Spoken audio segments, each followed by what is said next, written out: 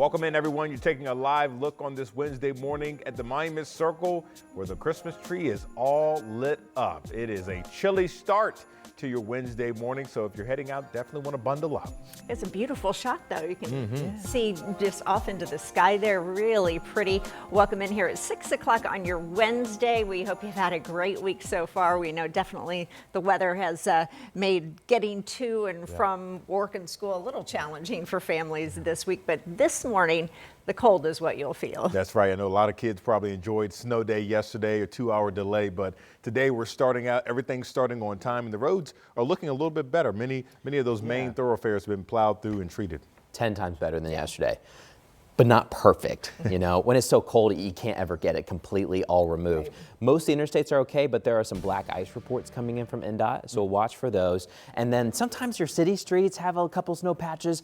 It's once you get out more into the rural country, some of our county roads, they have some snow patches on them. I mean, crews have been working hard, but now, you know, what you have left in Connersville, good luck getting that up. Maybe in the middle of the day when we briefly hit 31 or 32, you might be able to scrape some of that up. But right now it is locked and caked in. I haven't touched my driveway yet, and I don't know if I'll be able to until April. But we are cloudy and we're cold out there this morning. Plus the clouds are really low, and it's kind of this freezing fog that's forming. I mean, it's not too thick that you can't see, but if you were living inside the penthouse suite in Salesforce, I don't know if there's a penthouse suite, but if there was, you'd probably see a layer of ice on your windshield, on those windows out there this morning, because they're in that thick freezing fog. But so far, most times you're fine from the fog, but it is cold. Everyone's got the cold. We're in the teens right now in Indianapolis. In fact, we're the coldest big city in about 300 miles across the Midwest, just because we had that snowpack, and that snowpack makes it really cold. We're down to 14 in Tipton. It's only 18 in Kokomo, 16 in Noblesville. It's 21 around Muncie, 21 in Richmond, 19 here in the city, and 17 in Zionsville. Farther south, we have some upper teens to low 20s. It's only 20 right now reporting for the Owls in Seymour. So where do we move ahead from here? Well, guess what? Cold today, but we have another round of snow in the northwest. That front's going to come in. I'll let you know when the snow showers will arrive tonight, and possibly who could get accumulation and how much. But I do want to touch on traffic this morning. The biggest incident we have is a truck that slid off about an hour ago. Crews are trying to get it out from the ditch. This is on I-65 North, just past the Main Street exit for Greenwood. You're headed north up there towards Southport. Here's a camera farther to the north and then turned around looking backwards to the south. They see crews trying to get that out of the ditch. So watch out for slick spots. Even 65 has a couple little ice patches this morning. Julia? All right, thanks for those warnings. Well, we are just 24 hours from the redistricting bill going before the full House. So we know this bill passed out of committee coming off of a big day of debating yesterday. So Anna Chalker, she joins us now in the studio with more on what many told lawmakers that they're worried about most with this new map. Good morning. Good morning, you two. And we heard more than 3 hours of testimony yesterday, and one of those biggest concerns, how Marion County and its townships could be split up. So here behind me, this is actually the zoomed in new version of the map. This is what you're going to see. And I'll tell you right now that normally you'd see it in District 7. That's the majority of the Marion County map, with a small part on the south side. But then there will be some changes with this. That means the map would go into 4 different districts. We're going to start on the northeast side for you this morning.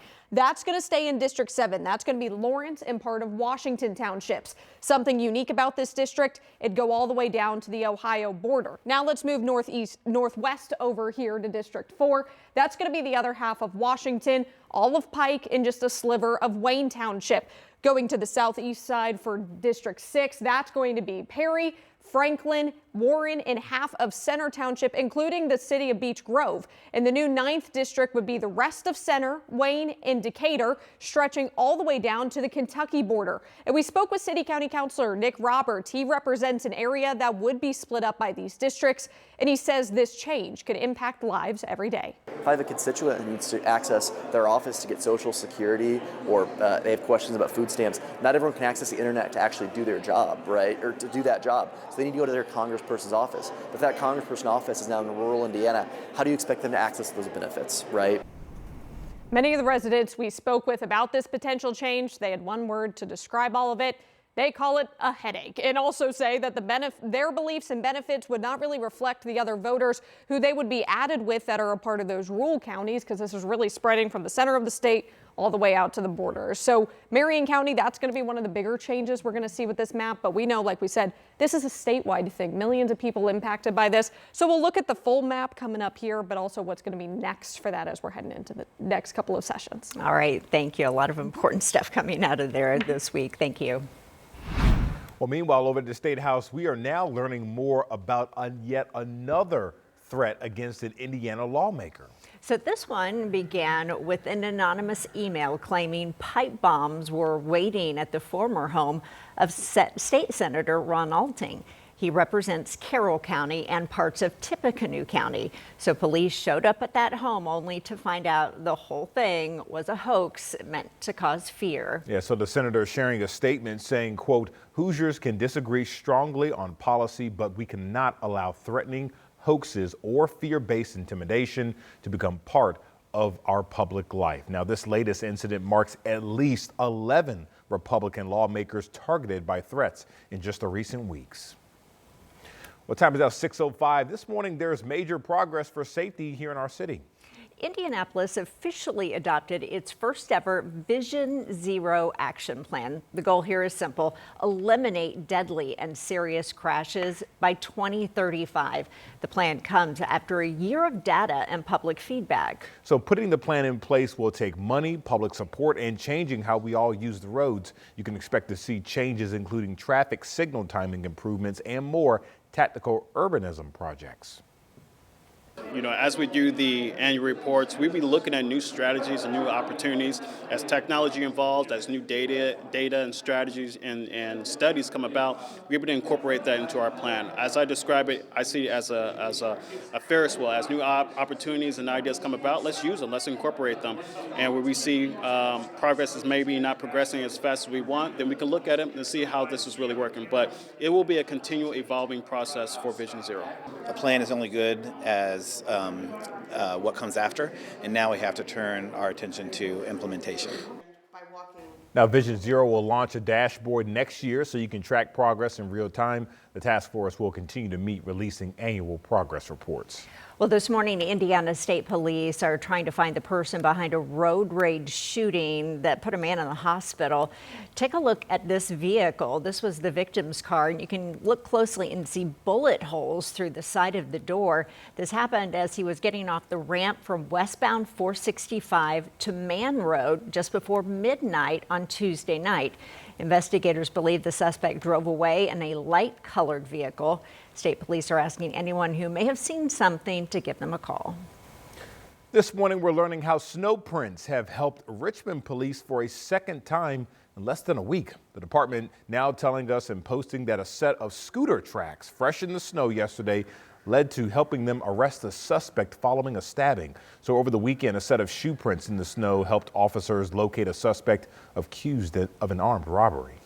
Well, the Indiana Hospital Association is touting improvements towards lowering health care costs. Multiple reports are showing improved hospital pricing and more cost-effective care. So Wallet Hump ranked Indiana 8th best when it comes to health care costs in 2025. That's up from 15th in 2021. Now, the ranking is based on factors like cost of medical visit, average hospital expenses, and average monthly insurance premiums.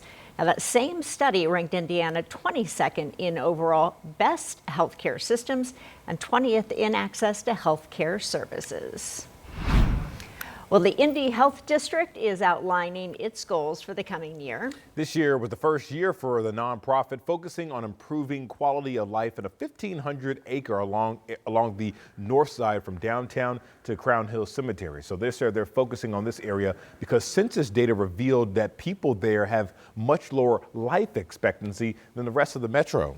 So throughout 2025, Indy Health District launched multiple projects to increase that life expectancy. The group broke ground on an affordable housing project in August near 22nd in Illinois. We also saw the floating farmers market take off, serving more than 1,400 people, handing out $16,000 in food vouchers and providing up to more than 900 free blood pressure screenings. So now they have more projects on deck for next year.